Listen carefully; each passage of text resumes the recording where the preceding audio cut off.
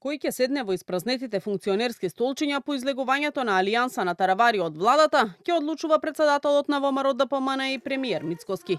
Извршниот комитет на партијата го овластил да номинира нови кадри, но кои имиња ќе ги предложи и дали ресорите здравство и Министерството за добро владење ќе останат во рацете на Вреди или ќе има рокади на министерските позиции помеѓу партиите од владеачката коалиција, најави дека ќе биде познато во текот на идната недела.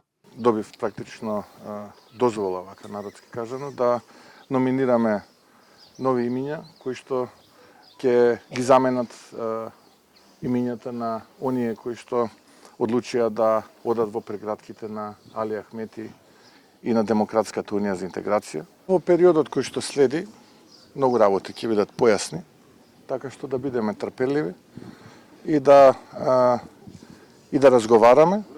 А во тие разговори сигурен сум дека ќе постигнеме договор, така што очекуваме веќе во текот на следната недела да има повеќе на оваа тема. Од Вреди се настав дека испразнетите министерски места од Алијанса во власта им припаѓаат ним, но подготвени се за евентуални рокади и прераспределба на ресорите, доколку се постигне нов политички договор со ВМРО ДПМН. Комбинациите кои се прават во однос на поделба на одговорностите за водење на владата се прават и со договор, политички договор, но и согласно капацитетите, кадрите кои ги имаат одредени партии кои се дел од владината коалиција.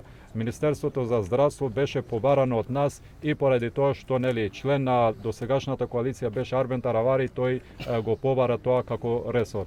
Сега со неговото заминување, ние како ВЛЕН сме спремни да разговараме и за такви комбинации, но нема преговори во делот на владата за рокади и во моментот, се додека нема нова ситуација, сите позиции кои беа досега остануваат во ВЛЕН. Неизвестно останува и дали сите сегашни функционери на Алијанса ќе го следат Таравари во опозиција или ќе останат во власта како дел од Вреди.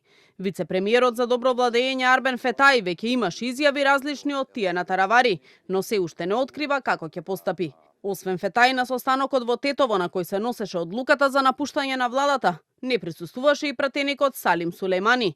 Но пратеникот Халил Снопче е уверен дека сите 5 пратеници од Алијанса ќе делуваат едногласно во парламентот.